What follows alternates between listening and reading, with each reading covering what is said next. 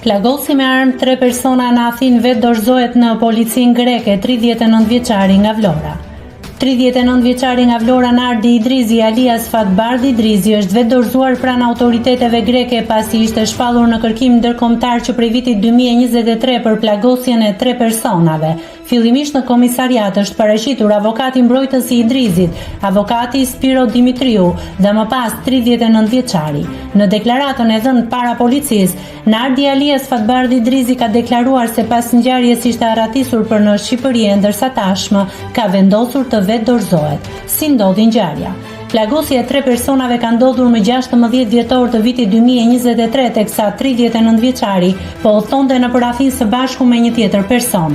Në një moment ata janë konfliktuar me 3 shtetas të tjerë, ndërsa pak metra më tutje, Idrizi së bashku me shokun e tij zbritën nga automjeti duke nisur kështu një përleshje fizike.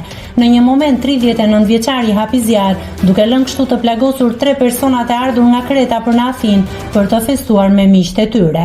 Pas ngjarjes, policia shpalli në kërkim autorin kryesor Nardi Idrizi, ndërsa arrestoi shokun e tij, Emiliano Jakupi 35 vjeç. Ky i fundit ishte i shpallur në kërkim edhe si pjesëmarrës në vrasjen e 40 vjeçarit nga Delvina Pëllumb Islami më 21 shkurt 2023 në Nealonia të Athinës.